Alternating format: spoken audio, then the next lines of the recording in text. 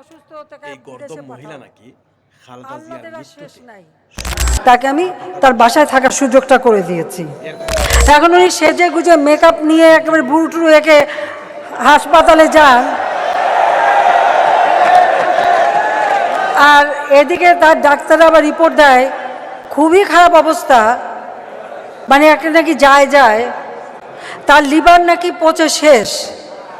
তো লিভার সাধারণত পচলে মানুষ কি বলে সেটা আমি মুখ দিয়ে বলতে চাই না, কি খেলে তাড়াতাড়ি লিভার পচে সেটা তো সবাই জানেন। তুমি খালেদা জিয়াউর রহমানের সাথে অন্তত 2 মাস 1 মাস পরপরই আমাদের বাসায় যেয়ে বসে থাকতা, চেয়ার পেতেও বসতা না, ওই লবিতে মোড়া ছিল, মোড়া পেতে বসতা। যখন জিয়া রহমান ঘরে তুলতে চায়নি প্রতিদিন তো আমাদের বাসায় যেয়ে কান্নাকাটি করতাম। আমার বাবার বদৌলতে তুমি জিয়াউর রহমানের স্ত্রী হিসেবে পরিচয় দিতে পেরেছ বলে বড় আগে জিয়া ছেড়ে দিয়েছিল। জিয়ার আবার নতুন গার্লফ্রেন্ডও ছিল, তাকেও সরিয়ে দেওয়া হয়েছিল এবং তার সংসারটা রক্ষা করে দিয়েছিল আমার বাবা। তখন তো মোড়া আমাদের বাসায় যে মোড়া পেতে বসে থাকতো।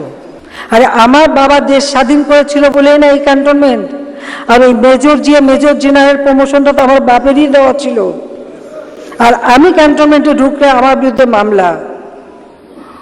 সেদিন প্রতিজ্ঞা করেছিলাম যে ওই ক্যান্টনমেন্টে আর বসবাস করতে হবে না, যেদিন সময় পাবো বের করে দেবো, বের করে দিতাম।